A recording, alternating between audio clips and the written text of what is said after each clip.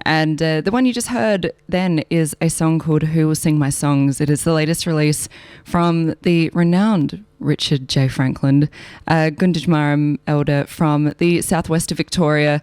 Richard is a musician, filmmaker, activist, novelist, counsellor, community leader, educator, academic, songwriter, playwright, just to name a few. And it is an absolute honour to have Richard on the phone line. How are you? How are you doing? Yeah, good. I've been doing, I live in the southwest of Victoria, and I've been doing battle with animals this morning. A battle? Well, please elaborate. Well, how can I put it? We've got lots of animals, and I've got a recalcitrant cat. Right. Who just dominates the house. And him and I did battle this morning. It was a psychological battle. He was glaring, and he's an orange cat. That's all you need to say. Yeah, he's a sink diving, table leaping bastard, if I can put it that way. Well, I'm glad you're here now in one piece. He's addicted to catnip. That's the other thing. Oh no. Just before that one, I was playing your most recent release, Who Will Sing My Songs. It is the first song that's come off this new album. Is that correct? That's right. Yeah, it's the album's called Discovering Lee Sonnyboy, which Lee Sonnyboy means songman. And Mark Holden, he's one of the producers. He came down to visit me about another matter and about a book he's done actually, and heard the songs and said they should be out there. And really I was transitioning to a slow withdrawal from the arts, or limiting the amount of arts I do. And Mark got behind this song along with a bloke called Steve Scanlon, and out came a new album. I mean, and like it, you like it? Oh yeah. I mean, just the small taste I've had is very exciting, and I can't wait to hear more of it. And I mean, having people like that sort of backing you as well is a pretty good start, I guess. Yeah, it's pretty good. I mean, we've had a lot of fun making the album, and lots of discussion about content versus technique, I guess. So the content of songs, of my material, 30 years ago, you wouldn't get a lot of airplay. And now people seem to be hungry for this knowledge that, in many cases, your average non-Aboriginal Australian has been deprived of.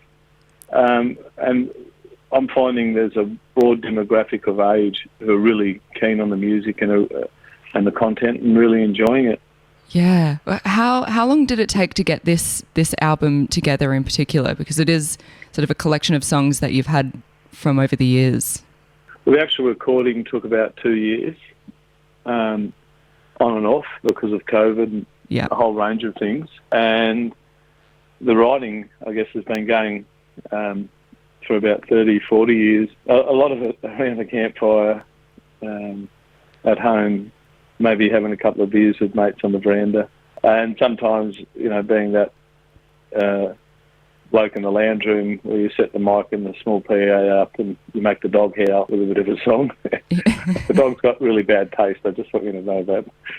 We won't include that one. Just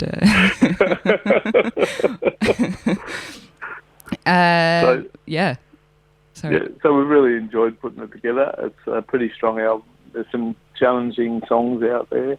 There's a lot that'll make you dance, and some that'll make you sit back and have a glass of wine and a bit of a giggle. Yeah. Not a bit of a tear, maybe. It's been an exciting journey so far. Yeah, something I noticed even just from that first song is sort of the I guess juxtaposition of what the song is about versus the production of the song, I guess, and it's quite. I mean, you've got these electronic beats in the background, and is that something that was intentional for this new audience 30 years on? Yeah, it was. It was a way of engaging with a different demographic. And what I noticed in the music industry is more and more people are stepping up about human rights, about voice, and wanting to have a good time along with it. Yeah. And artists have always been at the forefront, in my opinion, of changing the world. I believe when you've got art, you've got voice, and with voice comes freedom. And with freedom comes a type of responsibility. So it enables you to contribute to the world a bit in a voice type of way. So artists have always been at the forefront in that type of regard. And it's been, I don't know, seeing Mark and Steve step up to the plate with this type of stuff has been absolutely amazing. There's a song there, it'll be coming out about veteran suicide as an example. And it's a love story, and quite often we condemn our members of the Defence Force. In reality, these people sign a dotted line to commit to give everything that they can to protect us and come back very damaged. I mean, there were 72 veterans that had killed themselves, and I think in any given year had sadly taken their lives. There's other songs about unity, like Who Will Sing My Songs, the one we just played. It's really about who will pick up the cause of unity for Australia. How are we going to step up? Which way are we doing it? And who is doing it already? Yeah. I was going to say, do you find it easier to reach sort of a deeper level of vulnerability through song rather than just talking about it, or is it sort of on par? Many years ago, I was investigating deaths in custody, and I went to a dinner party. A non-Aboriginal lady knocked over a glass of red wine, and she said, "Tell me, why do your people kill themselves in jail?" And three things struck me. One is your people. So we were the undifferentiated other. We're all the same. The second was the assumption that everyone killed themselves in jail. And this simply wasn't and isn't the case. The third one was her tone of voice indicated to me that our misery, the misery of First Nation people, was a discomfort to her without any real action. So I thought, let's use the arts. Yeah. And let's get into people's normal everyday lives using television, cinema screen, visual arts and music and poetry, all of those great things that are the core of our culture, the core of any nation's culture. And I find that it gives me access, gives this type of story access to many, many people. And it's not didactic, it's not just an education tool, it's also a good time. Yeah, well, now you can add live performance to that as well, I guess, when you'll be here for WOMAD, which is very exciting. Have you spent much time in Adelaide before? My son lives over there. Oh, I visit not enough, so I'm told. I've spent a little bit of time. I work with Rolf the Hero over there on a couple of projects, the filmmaker, and I'm really, really, really very excited to be doing WOMAD. The whole lineup is the band and the crew.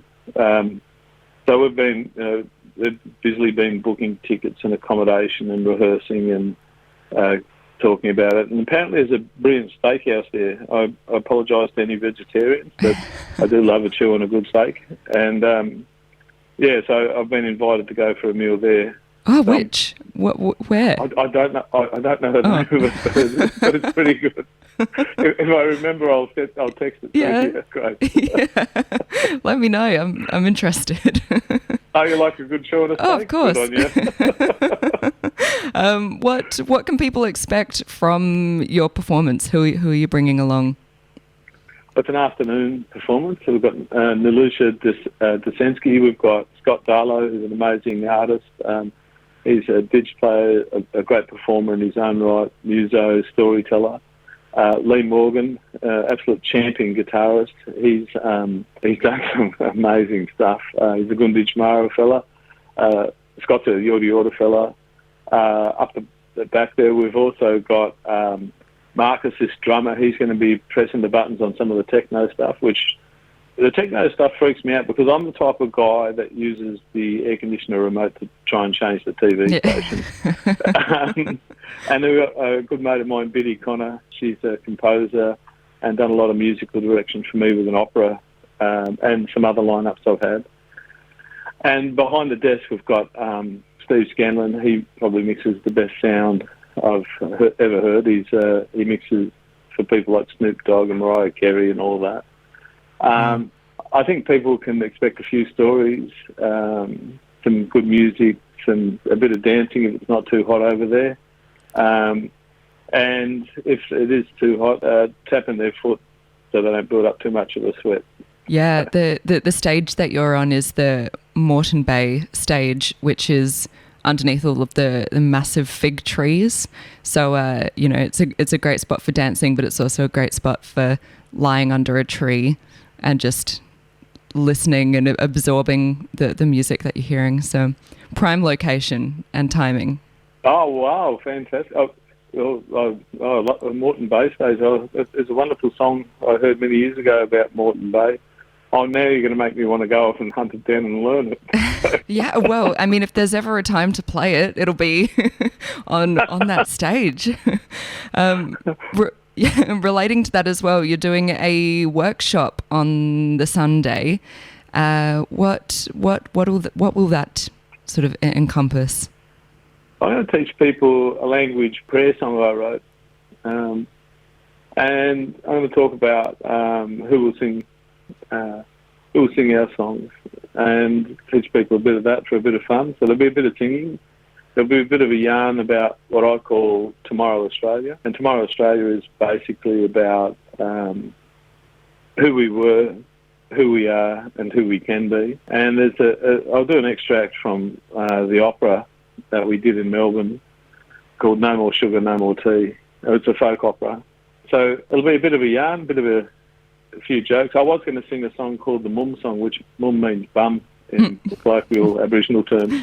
But that got banned from some of the primary schools here when I got the kids singing it. No, I mean, there's also... No, I think you should still do it. You reckon break out and be a bit of a rebel? I think so. There's also a big kids area at WOMAD, the like kids zone. I don't want to get banned from WOMAD. No, I think you should go. Okay, all right. Maybe we'll... Would you like me to sing a little bit? Yeah. If I do, you have to sing it after me, all right? Yeah, all right. My mum. Your turn. My mum. There you go. You just sang my bum. Okay. So when I sang it at a primary school, it became a hit amongst the kids. The teachers loved it, but one set of parents got stroppy for some reason, and I don't know why. Well, I'm going to share that with people now as well, and as many children as I can. The revolution begins. Yes. Yeah. What is next after this? I mean, you seemingly do about 100 million things all at once. But is there anything else sort of in the pipeline that you can share with us today? Sure. There's three things. One is I started a new album, writing it called Love Songs to Justice. So this is before this other album has even properly come out yet? You've got another one on the go? Yeah, that's right. And I've got a book coming out next year, which is memoirs. But basically, my father sadly took his life when I was a boy, and so I've written a series of letters to him. And I'm just polishing that up this year. I'm working on the next stage of the opera with Biddy Connor. It's a 5-stage opera. And so we're looking for support to do that. It's hard work doing that stuff. And I've got a young family. My son, my bonus son, he's 13. So him and I are trying to hang out together and managing the animals and generally being managed by my wife. Mm-hmm. I don't know how she does it. And sometimes I wonder why. Generally just lots of the arts. The biggest thing, aside from the family, for me, is I'm trying to build a healing centre in a partnership with Deakin Uni and a few others, where I'm trying to answer trauma with the arts. So utilising the arts to answer the damages of trauma and show people how resilient and resistant and strong they are when they fight trauma. And the idea is that we create a not so much a full-on formal curriculum, but we tap into existing forms of art therapy from around the world. So that'll be an ongoing project. It's taken 5 years to get a symposium happening this year. But I think art's is a great healing tool, and makes you listen and hear with your soul and your spirit, I reckon. Yeah, I totally agree. I mean, it's not a new revelation. I mean, this is the sort of stuff you've been doing for many years, but I think with this new music and with the sort of, I don't know, I feel like we're getting to a new place as a society, and I think it's more important than ever, the work that you're doing. So it's very exciting. Oh, thank you. It's a great honour to be part of such a voice. I get excited when I hear people talk about healing, and it's something really special when you're an artist and you're on the stage and you fall into the song and everything disappears, and you get a surprise when you open your eyes and you look and the audience is singing a song with you, and there's such passion and drive, and there's a unity of the spirit. You can't put a cigarette paper between. For one moment, there's no black, there's no white, there's no difference. We're all just one. I want to see if we can find that, not just at WOMAD, but with every gig that we do. I think that so. Unity. Yeah. Thank you so much for even talking with us for the last 15 minutes. I'm very excited to see you at WOMAD. We'll be there, 3D Radio. So if you happen to have a spare minute, come by the tent and we'll say hello. Well, if I forget, Grace, come up and drag me down. I'll come and have a sit and meet everyone. We'll make sure that happens. All right. As we say in the Gunditjmara mob, much love and be deadly. Yeah, thank you so much, Richard Frankland. If you manage to snag a WOMAD ticket, you can see him perform on the Saturday. They're a hard thing to find these days. It's all bloody sold out, but yeah, but it'll be a good one. Thank you so much for having a chat. Have a good day today. You too. Have a beautiful day, Greg. Thanks. See you, mate.